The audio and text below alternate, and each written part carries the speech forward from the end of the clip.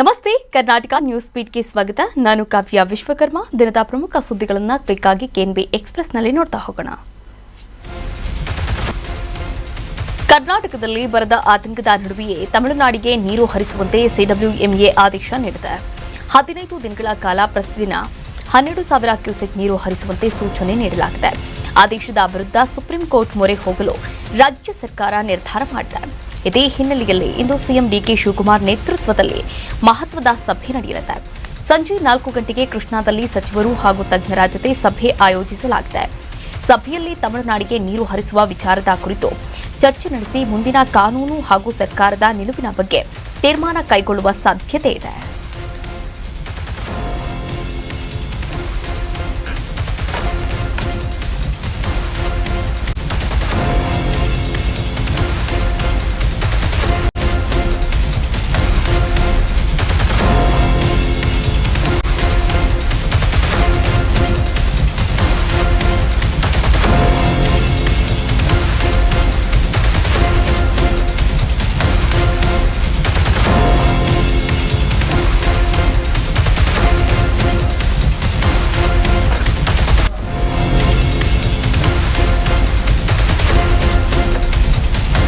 ಕಾವೇರಿ ನೀರು ತಮಿಳುನಾಡಿಗೆ ಹರಿಸುವ ಆದೇಶ ಖಂಡಿಸಿ ನಾಳೆ ಕರ್ನಾಟಕ ಬಂದ್ ಮಾಡೇ ಮಾಡ್ತೀವಿ ಎಂದು ವಾಟಾಳ್ ನಾಗರಾಜ್ ಘೋಷಣೆ ಮಾಡಿದ್ದಾರೆ. ವಾಟಾಳ್ ನಾಗರಾಜ್ಗೆ ಹಲವು ಕನ್ನಡಪರ ಸಂಘಟನೆಗಳು ಬೆಂಬಲವನ್ನ ಸೂಚಿಸಿವೆ. ಆದರೆ ನಾಳೆಯ ಬಂದ್ ಕುರಿತು ಇನ್ನೂ ಅಧಿಕೃತ ಸ್ಪಷ್ಟನೆ ಸಿಕ್ಕಿಲ್ಲ. ಇದೇ ಹಿನ್ನೆಲೆಯಲ್ಲಿ ಇಂದು ಕನ್ನಡಪರ ಸಂಘಟನೆಗಳ ಸಭೆ ನಡೆಯಲಿದ್ದು, ಸಭೆಯಲ್ಲಿ ಬಂದ್ ನಡೆಸುವ ಬಗ್ಗೆ ಅಂತಿಮ ನಿರ್ಧಾರ ಕೈಗೊಳ್ಳುವ ಸಾಧ್ಯತೆ ಇದೆ. ಹೀಗಾಗಿ ಕಾವೇರಿ ವಿಚಾರವಾಗಿ ನಾಳೆ ಕರ್ನಾಟಕ ಸ್ತಬ್ಧವಾಗುತ್ತಾ ಎಂಬ ಕುತೂಹಲ ಮೂಡಿದೆ. ಸಿಡಬ್ಲ್ಯೂಎಂಎ ಶಿಫಾರಸ್ಸಿನಂತೆ ತಮಿಳುನಾಡಿಗೆ ನೀರು ಹರಿಸುವ ನಿರ್ಧಾರಕ್ಕೆ ಕರವೇ ರಾಜ್ಯಾಧ್ಯಕ್ಷ ಟಿಎ ನಾರಾಯಣಗೌಡ ತೀವ್ರ ವಿರೋಧ ವ್ಯಕ್ತಪಡಿಸಿದ್ದಾರೆ. ರೈತರ ಅಗತ್ಯವನ್ನ ಹರಿಯದೆ ನೀರು ಹರಿಸುವುದನ್ನು ಒಪ್ಪಲು ಸಾಧ್ಯವಿಲ್ಲ ಎಂದು ಆಕ್ರೋಶ ವ್ಯಕ್ತಪಡಿಸಿದ್ದಾರೆ. ಮಳೆ ಕೈಕೊಟ್ಟರೆ ರೈತರ ಪರಿಸ್ಥಿತಿಗೆ ಯಾರು ಹೊಣೆ?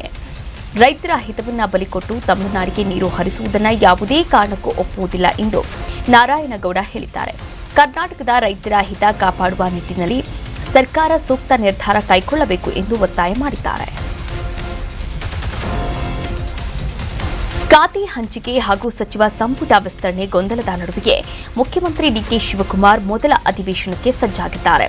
ಇಂದು ವಿಧಾನಸೌಧದಲ್ಲಿ ಸಿಎಂ ಡಿಕೆ ಶಿವಕುಮಾರ್ ನೇತೃತ್ವದಲ್ಲಿ ಸಚಿವರ ಜೊತೆ ಮಹತ್ವದ ಸಭೆ ನಡೆಯಲಿದೆ. ಸದನದಲ್ಲಿ ವಿಪಕ್ಷಗಳನ್ನು ಕಟ್ಟಿಹಾಕುವ ನಿಟ್ಟಿನಲ್ಲಿ ಸಚಿವರಿಗೆ ಸಿಎಂ ಮಾರ್ಗದರ್ಶನ ನೀಡಲಿದ್ದಾರೆ. ಖಾತೆ ಹಂಚಿಕೆ ಪೂರ್ಣಗೊಂಡರೆ ತಮ್ಮ ಇಲಾಖೆಗೆ ಸಂಬಂಧಪಟ್ಟ ಪ್ರಶ್ನೆಗಳಿಗೆ ಸಮರ್ಥವಾಗಿ ಉತ್ತರ ನೀಡುವಂತೆ ಸಚಿವರಿಗೆ ಸೂಚನೆ ನೀಡುವ ಸಾಧ್ಯತೆ ಇದೆ. ಬಿಜೆಪಿ ಮತ್ತು ಜೆಡಿಎಸ್ ಸರ್ಕಾರದ ಅವಧಿಯ ವೈಫಲ್ಯಗಳನ್ನು ಸದನದಲ್ಲಿ ಎತ್ತಿ ಹಿಡಿಯುವ ಬಗ್ಗೆಯೂ ಸಚಿವರಿಗೆ ಸಲಹೆ ನೀಡಿದ್ದಾರೆ. ಹೊಸದಾಗಿ ಸಚಿವರಾದವರಿಗೆ ಸದನದಲ್ಲಿ ಹೇಗೆ ಕಾರ್ಯನಿರ್ವಹಣೆ ಮಾಡಬೇಕು ಎಂಬುದರ ಕುರಿತು ವಿಶೇಷ ಮಾರ್ಗದರ್ಶನ ನೀಡುವ ಸಾಧ್ಯತೆಯೂ ಇದೆ. ಸಚಿವ ಸಂಪುಟದಲ್ಲಿ ಖಾತೆ ಹಂಚಿಕೆ ಗೊಂದಲ ಮುಂದುವರಿದಿರುವ ಬೆನ್ನಲ್ಲೇ ನೂತನ ಸಚಿವರಿಗೆ ವಾಹನದ ಫ್ಯಾನ್ಸಿ ನಂಬರ್ಗಳ ಕ್ರೇಜ್ ಶುರುವಾಗಿದೆ. ವಾಹನದ ವಿಶೇಷ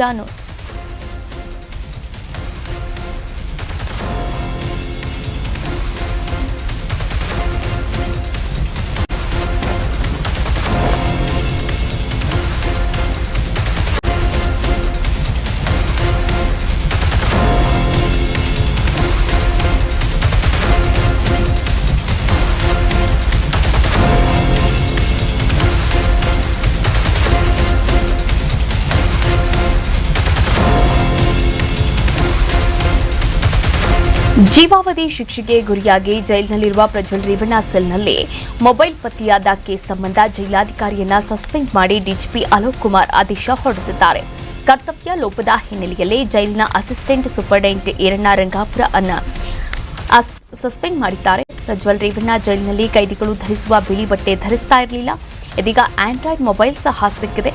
ಹೀಗಾಗಿ ಕರ್ತವ್ಯ ಲೋಪದ ಕಾರಣ ಕೇಳಿ ಜೈಲು ಎಸ್ಪಿ ಅಂಶು ಕುಮಾರ್ಗೆ ಶೋಕಾಸ್ ನೋಟಿಸ್ ಜಾರಿ ಮಾಡಿದ್ದಾರೆ. ಇದಕ್ಕೂ ಮುನ್ನ ಆಗಸ್ಟ್ 6ರಂದು ಜೈಲಿನ ಬ್ಯಾರಕ್ಗಳಲ್ಲಿ ಜೈಲಿನ ಅಧಿಕಾರಿಗಳು ದಾಳಿ ನಡೆಸಿದಾಗ ಪ್ರಜ್ವಲ್ ಬಳಿ ಯಾವುದೇ ಮೊಬೈಲ್ ಪತ್ತೆಯಾಗಿರಲಿಲ್ಲ. ಹೀಗಾಗಿ ಮೊಬೈಲ್ ಯಾರು ಕೊಟ್ಟಿದ್ದು ಎನ್ನುವ ಬಗ್ಗೆ ಮಧ್ಯಾಹ್ನದ ಒಳಗೆ ತಿಳಿಸಬೇಕು, ಇಲ್ಲವಾದಲ್ಲಿ ಬೇರೆ ಬ್ಯಾರಕ್ಗೆ ಶಿಫ್ಟ್ ಮಾಡೋದಾಗಿ ಖಡಕ್ ಸೂಚನೆ ಕೊಟ್ಟಿದ್ದಾರೆ. ದಾವಣಗೆರೆ ಜಿಲ್ಲೆಯ ಜಗಳೂರಿನಲ್ಲಿ ಮಹಿಳೆಯೊಬ್ಬರಿಗೆ ಬ್ಲಾಕ್ಮೇಲ್ ಮಾಡಿ ಚಿನ್ನದ ಸರ ಹಾಗೂ ಮೊಬೈಲ್ ಕಿತ್ತುಕೊಂಡ ಆರೋಪದ ಅಡಿಯಲ್ಲಿ ಮೂವರನ್ನ ಪೊಲೀಸರು ಬಂಧನ ಮಾಡಿದ್ದಾರೆ. ಜಗಳೂರು ಮೂಲದ 41 ವರ್ಷದ ಮಹಿಳೆಗೆ, ನೀವು ಮಹಿಳೆಯರನ್ನ ಇಟ್ಟುಕೊಂಡು ವ್ಯವಹಾರ ಮಾಡುತ್ತೀರಿ, ನಮ್ಮ ಬಳಿ ಸಾಕ್ಷ್ಯಗಳಿವೆ, ಮಹಿಳಾ ಆಯೋಗಕ್ಕೆ ದೂರು ನೀಡುತ್ತೇವೆ ಎಂದು ಆರೋಪಿಗಳು ಬೆದರಿಕೆ ಹಾಕಿದ್ದರು ಎನ್ನಲಾಗಿದೆ. ಅಷ್ಟೇ ಅಲ್ಲದೆ ವಿಡಿಯೋ ಮಾಡಿ ಮಾಧ್ಯಮಗಳಿಗೆ ನೀಡಿ ಮಾನಹಾನಿ ಮಾಡುವುದಾಗಿ ಬೆದರಿಸಿ 3 ಲಕ್ಷ ರೂಪಾಯಿ ಹಣಕ್ಕೆ ಬೇಡಿಕೆ ಇಟ್ಟಿದ್ದರು. ಮಹಿಳೆ ಹಣ ನೀಡಲು ನಿರಾಕರಣೆ ಮಾಡಿದಾಗ ಆಕೆಯ ಕೊರಳಲ್ಲಿದ್ದ 35 ಗ್ರಾಂ ಚಿನ್ನದ ಸರ ಹಾಗೂ ಮೊಬೈಲ್ ಕಿತ್ತುಕೊಂಡು ಹೋಗಿದ್ರು. ಈ ಕುರಿತು ಮಹಿಳೆ ಜಗಳೂರು ಪೊಲೀಸ್ ಠಾಣೆಗೆ ದೂರು ನೀಡಿದ್ದು ಒಟ್ಟು 8 ಮಂದಿ ವಿರುದ್ಧ ಪ್ರಕರಣ ದಾಖಲಾಗಿದ್ದು, ಇದೀಗ ಮೂವರನ್ನ ಬಂಧನ ಮಾಡಿದ್ದಾರೆ. ಉಳಿದ ಆರೋಪಿಗಳಿಗಾಗಿ ಪೊಲೀಸರು ಶೋಧ ಕಾರ್ಯ ಮುಂದುವರೆಸಿದ್ದಾರೆ. ಇಂದು ವಿಶ್ವ ಕುಂದಾಪುರ ಕನ್ನಡ ದಿನದ ಹಿನ್ನೆಲೆಯಲ್ಲಿ ಮುಖ್ಯಮಂತ್ರಿ ಡಿಕೆ ಶಿವಕುಮಾರ್ ಅವರು ಕುಂದಾಪುರ ಕನ್ನಡಿಗರಿಗೆ ಶುಭಾಶಯ ಕೋರಿದ್ದಾರೆ. ಆಟಿ ಅಮಾವಾಸ್ಯೆಯು ಕರಾವಳಿಯ ಕೃಷಿ ಸಂಸ್ಕೃತಿ ಹಾಗೂ ಆರೋಗ್ಯ ಪರಂಪರೆಯಲ್ಲಿ ಮಹತ್ವದ ದಿನವಾಗಿದೆ. ಇದೇ ದಿನದಂದು ಜಗತ್ತಿನಾದ್ಯಂತ ನೆಲೆಸಿರುವ ಕುಂದ ಕನ್ನಡ ಭಾಷಿಕರು ಹಾಗೂ ಮಾತೃಭಾಷೆಯ ಸೊಗಡು ತಮ್ಮ ಸಾಂಪ್ರದಾಯಿಕ ತಿನಿಸುಗಳು ಹಾಗೂ ಸಂಸ್ಕೃತಿಯನ್ನ ಸಂಭ್ರಮಿಸುತ್ತಾರೆ. ಇದು ನಾಡಿನ ವೈವಿಧ್ಯತೆಗೆ ಸಾಕ್ಷಿಯಾಗಿದೆ. ನಮ್ಮ ನೆಲದ ಭಾಷಾ ವೈವಿಧ್ಯತೆ, ಆಚಾರ ವಿಚಾರ ಹಾಗೂ ಸಂಸ್ಕೃತಿಯನ್ನ ಮುಂಬರುವ ಪೀಳಿಗೆಗೆ ತಲುಪಿಸುವ ಪ್ರತಿಜ್ಞೆ ಮಾಡೋಣ ಎಂದು ಸಿಎಂ ಡಿಕೆ ಶಿವಕುಮಾರ್ ಕರೆ ನೀಡಿದ್ದಾರೆ. ವಿಶ್ವ ಕುಂದಾಪುರ ಕನ್ನಡ ದಿನ ಹಾಗೂ ಆಟಿ ಅಮಾವಾಸ್ಯೆಯ ಹಾರ್ದಿಕ ಶುಭಾಶಯಗಳು ಎಂದು ಸಿಎಂ ಶುಭ ಹಾರೈಸಿದ್ದಾರೆ. ವಿಜಯಪುರ ಜಿಲ್ಲೆಯ ಬಬಲೇಶ್ವರ ತಾಲೂಕಿನ ಮಮದಾಪುರ ಗ್ರಾಮದಲ್ಲಿ ವಿದ್ಯಾರ್ಥಿಗಳನ್ನ ಬಸ್ಗೆ ಹತ್ತಿಸಿಕೊಳ್ಳದೆ ತೆರಳಿದ ಚಾಲಕನ ವಿರುದ್ಧ ಸಚಿವ ಎಂಬಿ ಪಾಟೀಲ್ ಆಕ್ರೋಶ ವ್ಯಕ್ತಪಡಿಸಿದ್ದಾರೆ. ನಿನ್ನೆ ವಿದ್ಯಾರ್ಥಿಗಳು ಬಸ್ಗಾಗಿ ಕಾಯುತ್ತಿದ್ದ ವೇಳೆ ಬಸ್ ಚಾಲಕ ವಿದ್ಯಾರ್ಥಿಗಳನ್ನ ಹತ್ತಿಸಿಕೊಳ್ಳದೆ ಹಾಗೆಯೇ ತೆರಳಿದ್ದಾನೆ ಎನ್ನಲಾಗಿದೆ. ಅದೇ ಮಾರ್ಗದಲ್ಲಿ ಸಂಚಾರ ಮಾಡುತ್ತಿದ್ದ ಕ್ಷೇತ್ರದ ಶಾಸಕ ಹಾಗೂ ಸಚಿವ ಎಂಬಿ ಪಾಟೀಲ್ ಅವರಿಗೆ ವಿದ್ಯಾರ್ಥಿಗಳು ಸಮಸ್ಯೆಯನ್ನ ತಿಳಿಸಿದರು. ವಿದ್ಯಾರ್ಥಿಗಳ ಅಹವಾಲು ಆಲಿಸಿದ ಸಚಿವರು ಸಾರಿಗೆ ಇಲಾಖೆ ಅಧಿಕಾರಿಗಳ ವಿರುದ್ಧ ಗರಂ ಆದರು. ಸಾರಿಗೆ ವಿಭಾಗೀಯ ನಿಯಂತ್ರಣಾಧಿಕಾರಿಗೆ ಕರೆ ಮಾಡಿದ ಸಚಿವರು ವಿದ್ಯಾರ್ಥಿಗಳನ್ನ ಯಾಕೆ ಬಿಟ್ಟು ಹೋಗಿದ್ದಾನೆ ಚಾಲಕ, ಸೊಕ್ಕೇನು ಮೈಯಾಗ ಅವನಿಗೆ ಎಂದು ಹಿಗ್ಗಾಮುಗ್ಗಾ ತರಾಟೆಗೆ ತೆಗೆದುಕೊಂಡಿದ್ದಾರೆ. ಅಲ್ಲ ಪಾಪ ಮಕ್ಕಳು ನಿಂತಾರ 100 ಮಂದಿ ಮಕ್ಕಳು ಫೈನ್ ಸೊಕ್ಕನ ಒಂದು ಸರಿ ಹೋಗಿತ್ತು. You take action against him, suspend him ನಾವು. ಈಗ ಅವ್ರಿಗೆ ನೋಡ್ರಿ ಒಂದು ಇದು ಮಾತಾಡ್ತಾರ, ಯು ಓನ್ಲಿ ವಿಸಿಟ್. ನೀವು ಅದು ಸಂತೋಷ್ ನಿಮ್ಗೆ ಇದು ಮಾಡ್ತಾರ, ನೀವು ವಿಸಿಟ್ ಮಾಡ್ರಿ. ಆ ಮಕ್ಕಳು ಕೂಡ ಮಾತಾಡಿ ಅವ್ರಿಗೆ ಏನಾದ್ರು ಅಡ್ಜಸ್ಟ್ ಮಾಡ್ಕೊಡಿ ಪ್ಲೀಸ್. ಅಲ್ಲ ಇದು ನನ್ನ ಶೇಮ್ಫುಲ್, ಇದು ನಾಚಿಕ್ ಬರ್ತದೆ. ಅಲ್ಲ ಅದಂತ ಒಂದ್ಸಲ ನೀವೇ ಪರ್ಸನಲಿ ಬರೀ ಎಲ್ಲರೂ ಟೀಮ್ ಕರ್ಕೊಂಡು ಹೋಗ್ತಾರೆ, ಮಾತಾಡ್ಕೊಂಡು ಎಲ್ಲ ಮಾತಾಡಿ ಸಂತೋಷ. ಓಕೆ ಅಲ್ಲ ಸೀರಿಯಸ್ ಅವ್ನು ಯಾಕೆ ಹೋದ ಅವ್ನಿಗೆ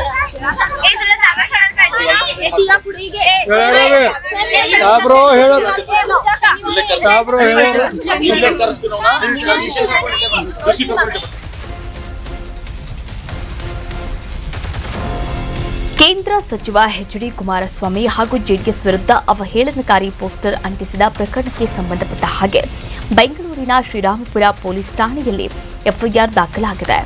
ಜೆಡಿಎಸ್ ಕಚೇರಿಯಾಗಿರುವ ಜೆಪಿ ಭವನದ ಗೇಟ್ಗೆ ನಿನ್ನೆ ತಡರಾತ್ರಿ 4-5 ಮಂದಿ ಕಿಡಿಗೇಡಿಗಳು ಪೋಸ್ಟರ್ ಅಂಟಿಸಿದ್ದಾರೆ. ಪೋಸ್ಟರ್ನಲ್ಲಿ ಕುಮಾರಸ್ವಾಮಿ ಹಾಗೂ ಜೆಡಿಎಸ್ ಪಕ್ಷದ ವಿರುದ್ಧ ಅವಹೇಳನಕಾರಿ ಬರಹಗಳನ್ನು ಹಾಕಲಾಗಿದ್ದು, ಹೊಟ್ಟೆ ಕಿಚ್ಚಿನ ಸುಮಾರ್ ಕೋಳಿ ಬಿಡದಿ ಹೋರಾಟ, ನಿಮ್ಮ ಬೇನಾಮಿ ಆಸ್ತಿ ರಕ್ಷಿಸುವ ಹೋರಾಟವೇ ಯೂಟರ್ನ್ ಕುಮಾರ ಎಂಬ ಬರಹಗಳಿವೆ ಎಂದು ದೂರಿನಲ್ಲಿ ಉಲ್ಲೇಖ ಮಾಡಲಾಗಿದೆ. ಈ ಕುರಿತು ಜೆಡಿಎಸ್ ಕಾನೂನು ಘಟಕದ ವಕೀಲ ಪ್ರದೀಪ್ ಅವರು ಶ್ರೀರಾಂಪುರ ಪೊಲೀಸ್ ಠಾಣೆಗೆ ವಿಡಿಯೋ ಸಮೇತ ದೂರು ನೀಡಿದ್ದಾರೆ. ದೂರಿನ ಆಧಾರದ ಮೇಲೆ ಎಫ್ಐಆರ್ ದಾಖಲಿಸಿಕೊಂಡಿರುವ ಪೊಲೀಸರು ಪೋಸ್ಟರ್ ಅಂಟಿಸಿದವರ ಪತ್ತೆಗೆ ತನಿಖೆ ಮುಂದುವರೆಸಿದ್ದಾರೆ. ಮಂಗಳೂರು ಬೆಂಗಳೂರು ಮಾರ್ಗದಲ್ಲಿ ವಂದೇ ಭಾರತ್ ರೈಲು ಸಂಚಾರಕ್ಕೆ ಬಹುದಿನಗಳ ಕನಸು ನನಸಾಗುವ ಹೊತ್ತು ಬಂದಿದೆ. ಶಿರಾಡಿ ಘಾಟ್ ಮಾರ್ಗದಲ್ಲಿ ವಂದೇ ಭಾರತ್ ರೈಲಿನ ಪ್ರಾಯೋಗಿಕ ಸಂಚಾರ ನಡೆಸಲಾಗಿದ್ದು, ಇಂದು ಬೆಳ್ಳಂಬೆಳಿಗ್ಗೆ ರೈಲು ಸಕಲೇಶಪುರಕ್ಕೆ ಆಗಮಿಸಿದೆ. ಸಕಲೇಶಪುರದವರೆಗೆ ವಿದ್ಯುದೀಕರಣ ಕಾಮಗಾರಿ ಪೂರ್ಣಗೊಂಡಿರುವ ಹಿನ್ನೆಲೆಯಲ್ಲಿ ಪ್ರಾಯೋಗಿಕ ಸಂಚಾರ ನಡೆಸಲಾಗಿದೆ. ಶೀಘ್ರದಲ್ಲೇ ವಂದೇ ಭಾರತ್ ರೈಲು ಸಾರ್ವಜನಿಕರ ಸೇವೆಗೆ ಲಭ್ಯವಾಗುವ ನಿರೀಕ್ಷೆ ಇದೆ. ಸಕಲೇಶಪುರಕ್ಕೆ ಆಗಮಿಸಿದ ವಂದೇ ಭಾರತ್ ರೈಲನ್ನು ಶಾಸಕ ಸಿಮೆಂಟ್ ಮಂಜು ಹಾಗೂ ನೂರಾರು ಸಾರ್ವಜನಿಕರು ಸ್ವಾಗತ ಮಾಡಿದ್ದಾರೆ. 20 ಬೋಗಿಗಳ ಈ ವಂದೇ ಭಾರತ್ ರೈಲಿನಲ್ಲಿ 1080 ಪ್ರಯಾಣಿಕರಿಗೆ ಅವಕಾಶವಿದೆ ಎನ್ನಲಾಗಿದೆ. ವಂದೇ ಭಾರತ್ ಮಾತ್ರವಲ್ಲದೆ ಮುಂದಿನ ದಿನಗಳಲ್ಲಿ ಇಂಟರ್ಸಿಟಿ ಸೇರಿದಂತೆ ಮತ್ತಷ್ಟು ರೈಲುಗಳ ಸೇವೆಗಳನ್ನು ಸಕಲೇಶಪುರಕ್ಕೆ ವಿಸ್ತರಣೆ ಮಾಡಲಾಗುವುದು ಎಂದು ಶಾಸಕ ಸಿಮೆಂಟ್ ಮಂಜು ತಿಳಿಸಿದ್ದಾರೆ. ಶಿವಮೊಗ್ಗ ಜಿಲ್ಲೆಯ ಸಾಗರ ಪಟ್ಟಣದಲ್ಲಿ ಅವಧಿ ಮೀರಿದ ಬಾದಾಮಿ ಹಾಲು ಸೇವಿಸಿ ಗ್ರಾಹಕರೊಬ್ಬರು ಆಸ್ಪತ್ರೆಗೆ ದಾಖಲಾಗಿರುವ ಘಟನೆ ತಡವಾಗಿ ಬೆಳಕಿಗೆ ಬಂದಿದೆ. ಸಾಗರದ ಬಿಎಚ್ ರಸ್ತೆಯ ಬಸ್ ನಿಲ್ದಾಣದ ಸಮೀಪದ ಬೇಕರಿಯಲ್ಲಿ ಗ್ರಾಹಕರು ಬಾದಾಮಿ ಹಾಲು ಸೇವನೆ ಮಾಡಿದ್ದಾರೆ. ಬಾಟಲಿಯೊಳಗೆ ಸಣ್ಣ ಹುಳುಗಳು ಎದ್ದುದನ್ನು ಗಮನಿಸದೆ ಹಾಲು ಕುಡಿದ ಬಳಿಕ ಆರೋಗ್ಯದಲ್ಲಿ ಏರುಪೇರು ಕಾಣಿಸಿಕೊಂಡಿದೆ. ಬಳಿಕ ಗ್ರಾಹಕರನ್ನ ಆಸ್ಪತ್ರೆಗೆ ದಾಖಲಿಸಿ ಚಿಕಿತ್ಸೆ ನೀಡಲಾಗಿದೆ. ಅವಧಿ ಮೀರಿದ ಜ್ಯೂಸ್ ಹಾಗೂ ಪಾನೀಯಗಳನ್ನು ಮಾರಾಟ ಮಾಡಿರುವ ಆರೋಪ ಬೇಕರಿ ಮಾಲೀಕರ ವಿರುದ್ಧ ಕೇಳಿಬಂದಿದ್ದು, ಗ್ರಾಹಕರಿಗೆ ತೊಂದರೆಯಾದರೂ ಮಾಲೀಕರು ಸೂಕ್ತವಾಗಿ ಸ್ಪಂದನೆಯನ್ನ ನೀಡದೆ ಘಟನೆ ಬಳಿಕ ಜ್ಯೂಸ್ ಹಿಂತಿರುಗಿಸಿಕೊಂಡು ಸುಮ್ಮನಾದರು ಎಂದು ಆರೋಪಿಸಲಾಗಿದೆ. ಇಂತಹ ಘಟನೆಗಳಿಗೆ ಕಡಿವಾಣ ಹಾಕಲು ಆಹಾರ ಸುರಕ್ಷತಾ ಅಧಿಕಾರಿಗಳು ಕಟ್ಟುನಿಟ್ಟಿನ ಕ್ರಮ ಕೈಗೊಳ್ಳಬೇಕು ಎಂದು ಸಾರ್ವಜನಿಕರು ಆಗ್ರಹ ಮಾಡಿದ್ದಾರೆ.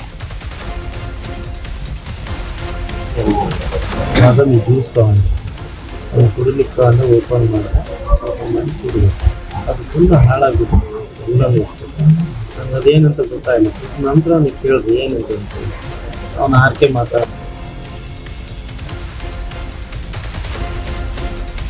ಮೈಸೂರು ಜಿಲ್ಲೆಯ ಸರಗೂರು ತಾಲೂಕಿನ ಹಂಚಿಪುರ ಗ್ರಾಮದಲ್ಲಿ ಕಾಡಾನೆಯೊಂದು ನುಗ್ಗಿ ದಾಂಧಲೆಯನ್ನ ಮಾಡಿದೆ.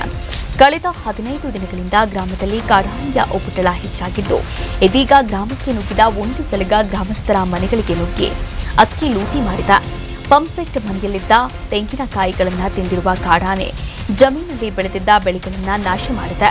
ಕಾಡಾನೆ ಗ್ರಾಮಕ್ಕೆ ನುಗ್ಗಿ ದಾಂಧಲೆ ನಡೆಸುತ್ತಿರುವುದರಿಂದ ಗ್ರಾಮಸ್ಥರಲ್ಲಿ ಆತಂಕ ಹೆಚ್ಚಾಗಿದ್ದು, ಕೂಡಲೇ ಕಾಡಾನೆಯನ್ನ ಸೆರೆ ಹಿಡಿದು ಗ್ರಾಮಸ್ಥರ ಸುರಕ್ಷತೆಗೆ ಕ್ರಮ ಕೈಗೊಳ್ಳಬೇಕು ಎಂದು ಅರಣ್ಯ ಇಲಾಖೆಗೆ ಗ್ರಾಮಸ್ಥರು ಮನವಿ ಮಾಡಿದ್ದಾರೆ. ವಿಜಯನಗರ ಜಿಲ್ಲೆಯ ಹೊಸಪೇಟೆ ತಾಲೂಕು ಕಚೇರಿ ಕಟ್ಟಡ ಮಳೆ ಬಂದಾಗಲೆಲ್ಲ ಸೋರ್ತಾ ಇದೆ. ಕೇವಲ 2-3 ವರ್ಷಗಳ ಹಿಂದಷ್ಟೇ ನಿರ್ಮಾಣಗೊಂಡಿರುವ ಕಟ್ಟಡದಲ್ಲೇ ಮಳೆ ನೀರು ಸೋರಿಕೆಯಾಗುತ್ತಿದ್ದು, ನಿನ್ನೆ ಸುರಿದ ಮಳೆಗೆ ಕಚೇರಿ ತುಂಬೆಲ್ಲ ನೀರು ನುಗ್ಗಿದೆ. ಮೊದಲ ಮಹಡಿಯಲ್ಲಿ ಅಂಬೇಡ್ಕರ್ ಅಭಿವೃದ್ಧಿ ನಿಗಮ, ಕರ್ನಾಟಕ ಗೃಹ ಮಂಡಳಿ ಹಾಗೂ ಪಿಂಚಣಿ ಇಲಾಖೆಯ ಕಚೇರಿಗಳು ಒಂದೇ ಕಟ್ಟಡದಲ್ಲಿ ಇದೆ. ಮಳೆ ನೀರು ಹೊರಹೋಗಲು ಸಿಬ್ಬಂದಿಯೇ ಕಚೇರಿಯಲ್ಲಿ ರಂಧ್ರ ಕೊರೆಸುವ ಪರಿಸ್ಥಿತಿ ನಿರ್ಮಾಣವಾಗಿದೆ. ಕಚೇರಿಯ ಅವ್ಯವಸ್ಥೆ ಕಂಡು ಸಾರ್ವಜನಿಕರು ಆಕ್ರೋಶ ವ್ಯಕ್ತಪಡಿಸಿದ್ದಾರೆ. ಗುತ್ತಿಗೆದಾರರು ಕಳಪೆ ಕಾಮಗಾರಿ ನಡೆಸಿರುವ ಆರೋಪ ಕೇಳಿಬಂದಿದ್ದು, ಸಂಬಂಧಪಟ್ಟ ಅಧಿಕಾರಿಗಳು ಕೂಡಲೇ ಕ್ರಮ ಕೈಗೊಳ್ಳಬೇಕು ಎಂದು ಸಾರ್ವಜನಿಕರು ಒತ್ತಾಯ ಮಾಡಿದ್ದಾರೆ. ಕ್ರಮ ಕೈಗೊಳ್ಳದೇ ಇದ್ದರೆ ಉಗ್ರ ಹೋರಾಟ ನಡೆಸುವುದಾಗಿ ಎಚ್ಚರಿಕೆ ಕೊಟ್ಟಿದ್ದಾರೆ. ರಾಜ್ಯದಲ್ಲಿ ಮುಂಗಾರು ಮಳೆ ಚುರುಕುಗೊಂಡಿದ್ದು, ಆಗಸ್ಟ್ 12ರಂದು ಕರ್ನಾಟಕದ ಹಲವು ಜಿಲ್ಲೆಗಳಲ್ಲಿ ಹಗುರದಿಂದ ಸಾಧಾರಣ ಮಳೆಯಾಗುವ ಸಾಧ್ಯತೆ ಇದೆ. ಕರಾವಳಿ ಕರ್ನಾಟಕದ ದಕ್ಷಿಣ ಕನ್ನಡ, ಉಡುಪಿ ಹಾಗೂ ಉತ್ತರ ಕನ್ನಡ ಜಿಲ್ಲೆಗಳಲ್ಲಿ ಬಹುತೇಕ ಕಡೆಗಳಲ್ಲಿ ಹಗುರದಿಂದ ಸಾಧಾರಣ ಮಳೆಯಾಗುವ ಮುನ್ಸೂಚನೆ ನೀಡಲಾಗಿದೆ. ಈ ಜಿಲ್ಲೆಗಳಿಗೆ ಗಂಟೆಗೆ 30ರಿಂದ 40 ಕಿಲೋಮೀಟರ್ ವೇಗದಲ್ಲಿ ನಿರಂತರ ಗಾಳಿ ಬೀಸುವ ಸಾಧ್ಯತೆಯೂ ಇದೆ. ಇಂದು ಕರ್ನಾಟಕದ ಬಹುತೇಕ ನಗರಗಳಲ್ಲಿ ಗಾಳಿಯ ಗುಣಮಟ್ಟ ಉತ್ತಮವಾಗಿದ್ದು, ಬೆಂಗಳೂರಿನಲ್ಲೂ ವಾಯು ಮಾಲಿನ್ಯದ ಪ್ರಮಾಣ ಕಡಿಮೆಯಾಗಲಿದೆ. ಇಂದು ಬೆಳಗಿನ ಲಭ್ಯವಿರುವ ರಿಯಲ್ ಟೈಮ್ ಮಾಹಿತಿಯ ಪ್ರಕಾರ ಬೆಂಗಳೂರಿನ ಸೂಚ್ಯಂಕ 29ರಷ್ಟಿದ್ದು ಉತ್ತಮ ಮಟ್ಟದಲ್ಲಿದೆ. ರಾಜ್ಯದ ಪ್ರಮುಖ ನಗರಗಳ ಪೈಕಿ ಮಂಗಳೂರಿನಲ್ಲಿ AQI 57 ದಾಖಲಾಗಿದ್ದು ಮಧ್ಯಮ ಮಟ್ಟದಲ್ಲಿದೆ. ಕಾರವಾರದಲ್ಲಿ 44, ಯಾದಗಿರಿಯಲ್ಲಿ 32, ಚಾಮರಾಜನಗರದಲ್ಲಿ 31, ಬೆಂಗಳೂರಿನಲ್ಲಿ 29 ಹಾಗೂ ಬೀದರ್ ಮತ್ತು ಕೋಲಾರದಲ್ಲಿ ತಲಾ 27, ಮೈಸೂರಿನಲ್ಲಿ 27, ರಾಯಚೂರಿನಲ್ಲಿ 27 ಹಾಗೂ ಕಲಬುರಗಿಯಲ್ಲಿ 24 AQI ದಾಖಲಾಗಿದೆ.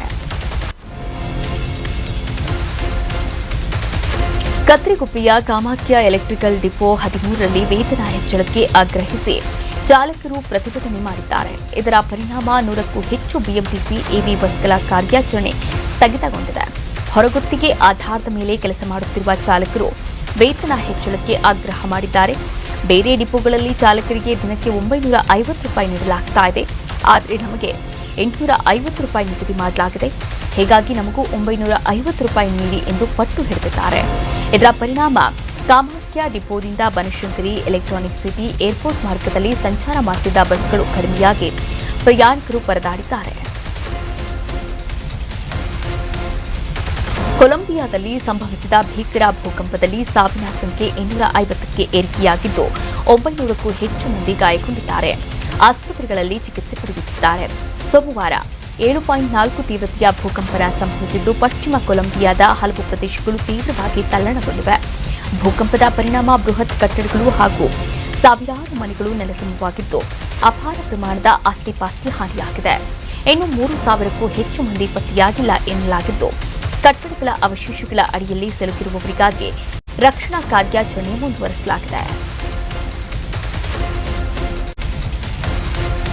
ಬೆಳ್ಳಂಬೆಳಗ್ಗೆ ಸಂಭವಿಸಿದ ಭೂಕುಸಿತದಿಂದಾಗಿ 2 ಸಾವನ್ನಪ್ಪಿರುವಂತಹ ಘಟನೆ ಮುಂಬೈನ ಕುರ್ಲಾದಲ್ಲಿ ನಡೆದಿದೆ. ಹಲವಾರು ಮಂದಿ ಅವಶೇಷಗಳ ಅಡಿಯಲ್ಲಿ ಸಿಲುಕಿರುವ ಸಾಧ್ಯತೆ ಇದೆ ಎನ್ನಲಾಗಿದೆ. ಬುಧವಾರ ಬೆಳಗ್ಗೆ ಸುಮಾರು 3:48ಕ್ಕೆ ಈ ಘಟನೆ ಘಾಟ್ಕೋಪರ್ನ ಚಿರಾಗ್ ನಗರದ ಗೌಶಿಯಾ ಚಾಲ್ನಲ್ಲಿ ಸಂಭವಿಸಿದೆ.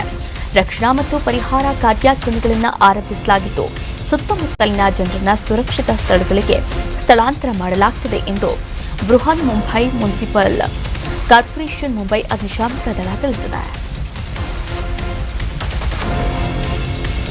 ಪಶ್ಚಿಮ ಬಂಗಾಳದ ಮುರ್ಷಿದಾಬಾದ್ ಜಿಲ್ಲೆಯ ಬೆಲ್ಡಾಂಗಾದಲ್ಲಿ 16 ವರ್ಷದ ಬಾಲಕ ಇಕ್ಬಾಲ್ ಶೇಖ್ ಎಂಬ ಬಾಲಕ ಸುಮಾರು 1 ತಿಂಗಳಿಂದ ಹಗಲು ರಾತ್ರಿ ಕೆರೆಯಲ್ಲಿಯೇ ಕಾಲ ಕಳೆಯುತ್ತಿದ್ದು ಆತನ ಆರೋಗ್ಯದ ಬಗ್ಗೆ ಸ್ಥಳೀಯರಲ್ಲಿ ತೀವ್ರ ಕಳವಳ ವ್ಯಕ್ತವಾಗಿದೆ.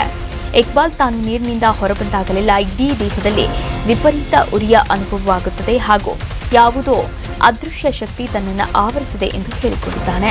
ಹೀಗಾಗಿ ಆತನಿಗೆ ಬೇರೆ ದಾರಿ ತೋಚದೆ ಬೆಳಗ್ಗೆಯಿಂದ ತಡರಾತ್ರಿಯವರೆಗೂ ಕೆರೆಯಲ್ಲಿಯೇ ತೇಲುತ್ತಾ ಸಮಯ ಕಳೆಯುತ್ತಿದ್ದಾನೆ. ಹಲವು ಬಾರಿ ಆತ ಸ್ಥಳೀಯ 1ಕ್ಕಿಂತ ಹೆಚ್ಚು ಕೆರೆಗಳಿಗೆ ಈಜುತ್ತಾ ಸ್ಥಳಾಂತರಗೊಳ್ಳುತ್ತಿದ್ದಾನೆ. ಈ ಬಗ್ಗೆ ತೀವ್ರ ಆತಂಕ ವ್ಯಕ್ತಪಡಿಸಿರುವ ಆತನ ಪೋಷಕರು ಈ ಹಿಂದೆ ಆತನನ್ನ ಹತ್ತಿರದ ಆಸ್ಪತ್ರೆಗೆ ಕರೆದೊಯ್ದಿದ್ದರೂ ಯಾವುದೇ ಚೇತರಿಕೆ ಕಂಡುಬಂದಿಲ್ಲ ಮತ್ತು ಬಡತನದಿಂದಾಗಿ ದೀರ್ಘಕಾಲದ ವೆಚ್ಚದಾಯಕ ಚಿಕಿತ್ಸೆಯನ್ನು ಭರಿಸಲು ತಮಗೆ ಆಗುತ್ತಿಲ್ಲ ಎಂದು ಕಣ್ಣೆತ್ತಿದ್ದಾರೆ. ಆಹಾರ ಸುರಕ್ಷತೆ ಮತ್ತು ಮಾನದಂಡಗಳ ಪ್ರಾಧಿಕಾರವು ಪಾನ್ ಮಸಾಲಾ ಪ್ಯಾಕಿಂಗ್ಗೆ ಸಂಬಂಧಪಟ್ಟ ಹಾಗೆ ನೂತನ ನಿಯಮಗಳನ್ನು ಜಾರಿಗೆ ತಂದಿದ್ದು ಪ್ಲಾಸ್ಟಿಕ್, ಅಲ್ಯೂಮಿನಿಯಂ ಫಾಯಿಲ್ ಹಾಗೂ ಮೆಟಲೈಸ್ಡ್ ಲೇಯರ್ಗಳ ಬಳಕೆಯನ್ನು ಸಂಪೂರ್ಣವಾಗಿ ನಿಷೇಧ ಮಾಡಲಾಗಿದೆ. ಆಹಾರ ಸುರಕ್ಷತೆ ಮತ್ತು ಮಾನದಂಡಗಳ ತಿದ್ದುಪಡಿ ನಿಯಮಗಳ ಪ್ರಕಾರ 2026ರ ಅಡಿಯಲ್ಲಿ ಈ ಹೊಸ ಮಾರ್ಗಸೂಚಿಗಳನ್ನು ಅಧಿಕೃತ ಗೆಜೆಟ್ನಲ್ಲಿ ಪ್ರಕಟಣೆ ಮಾಡಲಾಗಿದೆ. ಕೇಂದ್ರ ಆರೋಗ್ಯ ಮತ್ತು ಕುಟುಂಬ ಕಲ್ಯಾಣ ಸಚಿವಾಲಯದ ಅಡಿಯಲ್ಲಿ ಬರುವ FSSAI ಪಾನ್ ಮಸಾಲವಿನ ಆಹಾರ ಸುರಕ್ಷತೆ ಮತ್ತು ಮಾನದಂಡಗಳ ನಿಯಮಗಳು 2018ರ ಶೆಡ್ಯೂಲ್ 4ರ ಅಡಿಯಲ್ಲಿ ಹೊಸದಾಗಿ ಸೇರ್ಪಡೆಗೊಳಿಸಲಾಗಿದೆ. ಇತ್ತೀಚೆಗೆ ಕಾಡು ಪ್ರಾಣಿಗಳ ಹಾವಳಿ ಹೆಚ್ಚಾಗಿದ್ದು ಆನೆ, ಚಿರತೆ, ಕಾಡುಗೋಣದಂತಹ ಪ್ರಾಣಿಗಳು ಜನವಸತಿ ಪ್ರದೇಶಗಳಿಗೆ ದಾಳಿ ಮಾಡ್ತಾ ಇವೆ. ಇವುಗಳ ಉಪಟಳವನ್ನು ಸಹಿಸಿಕೊಳ್ಳುವುದು ಒಂದೆಡೆಯಾದರೆ ಓಡಿಸಲು ಹೋಗಿ ಪ್ರಾಣಕ್ಕೆ ಅಪಾಯ ತಂದೊಡ್ಡಿರುವ ಘಟನೆಗಳು ಕೂಡ ನಡೆದಿದೆ. ಇದೀಗ ಉತ್ತರಾಖಂಡದ ಹಳ್ಳಿಯೊಂದರಲ್ಲಿ ಇದನ್ನೇ ಹೋಲುವ ಘಟನೆ ನಡೆದಿದೆ. ನೀರು ತುಂಬಿದ ಭತ್ತದ ಗದ್ದೆಯನ್ನ ಆನೆಯೊಂದು ಹಾನಿ ಮಾಡಿದೆ. ಹೀಗಾಗಿ ಜನರೆಲ್ಲ ಸೇರಿ ಬೆಂಕಿ ತೋರಿಸಿ ಹಾಗೂ ಜೋರಾಗಿ ಕೂಗಿ ಓಡಿಸಲು ಯತ್ನ ಮಾಡಿದ್ದಾರೆ. ಆದರೆ ಆನೆ ತೀವ್ರವಾಗಿ ಕೆರಳಿದ್ದು ಅಲ್ಲಿದ್ದ ಜನರ ಮೇಲೆಗೆ ದಾಳಿ ಮಾಡಿದೆ. ಈ ಘಟನೆಯ ವಿಡಿಯೋ ಸೋಷಿಯಲ್ ಮೀಡಿಯಾದಲ್ಲಿ ವೈರಲ್ ಆಗ್ತಿದೆ. ತೆಲಂಗಾಣದ ಬೀಚುಪಲ್ಲಿಯ ಕೃಷ್ಣಾ ನದಿ ಘಾಟ್ನ ಆಂಜನೇಯ ಸ್ವಾಮಿ ದೇವಸ್ಥಾನದ ಬಳಿ ಮಧ್ಯಾಹ್ನ ಈ ಘಟನೆ ಸಂಭವಿಸಿದೆ. ರಜಾ ದಿನವಾಗಿದ್ದರಿಂದ ಹೆಚ್ಚಿನ ಸಂಖ್ಯೆಯ ಭಕ್ತರು ಸೇರಿದ್ದು ದೇವಾಲಯದಲ್ಲಿ ಪೂಜೆಯ ನಂತರ ಭಕ್ತರು ನದಿಯ ಬಳಿ ಸಮಯ ಕಳೆಯುತ್ತಿದ್ದಾಗ ಮೊಸಳೆಯೊಂದು ಇದ್ದಕ್ಕಿದ್ದ ಹಾಗೆ ಕಂಡುಬಂತು. ಮೊಸಳೆ ಬಂದಿರುವುದನ್ನು ಕಂಡು ಅರ್ಚಕರೊಬ್ಬರು ಶಾಸ್ತ್ರೋಕ್ತವಾಗಿ ಪೂಜೆ ಸಲ್ಲಿಸಿ ಅಭಿಷೇಕ ಮಾಡಿದ್ದಾರೆ. ಅಲ್ಲಿದ್ದ ಭಕ್ತರು ಗಾಬರಿಗೊಂಡಿದ್ರು. ಅರ್ಚಕ ಅನಿಲ್ ಶರ್ಮಾ ಧೈರ್ಯದಿಂದ ಮೊಸಳೆಯ ಬಳಿಗೆ ಬಂದು ಧಾರ್ಮಿಕ ವಿಧಿಗಳನ್ನು ಮಾಡಲು ಪ್ರಾರಂಭಿಸಿದ್ರು. ಸದ್ಯ ಈ ವಿಡಿಯೋ ಸೋಷಿಯಲ್ ಮೀಡಿಯಾದಲ್ಲಿ ವೈರಲ್ ಆಗಿದೆ. ಫುಟ್ಬಾಲ್ ದಿಗ್ಗಜ ರೊನಾಲ್ಡೋ ತಮ್ಮ ಬಹುಕಾಲದ ಗೆಳತಿ ಜಾರ್ಜಿನಾ ರೊಡ್ರಿಗಸ್ ಅವರೊಂದಿಗೆ ವೈವಾಹಿಕ ಜೀವನಕ್ಕೆ ಕಾಲಿಟ್ಟಿದ್ದಾರೆ. ಖಾಸಗಿ ಸಮಾರಂಭದಲ್ಲಿ ಜಾರ್ಜಿನಾ ಅವರನ್ನ ವರಿಸಿದ ರೊನಾಲ್ಡೋ ಅಭಿಮಾನಿಗಳಿಗೆ ಎಚ್ಚರಿ ಮೂಡಿಸಿದ್ದಾರೆ. ಸಾಮಾಜಿಕ ಜಾಲತಾಣದಲ್ಲಿ ಜೋಡಿಯು ಅಧಿಕೃತವಾಗಿ ಫೋಟೋ ಹಂಚಿಕೊಂಡಿದ್ದು ಕೈಯಲ್ಲಿ ಮದುವೆ ಉಂಗುರವನ್ನು ಧರಿಸಿ ಪರಸ್ಪರ ಕೈ ಹಿಡಿದಿರುವ ಸುಂದರವಾದ ಚಿತ್ರವನ್ನು ಶೇರ್ ಮಾಡಿದ್ದಾರೆ.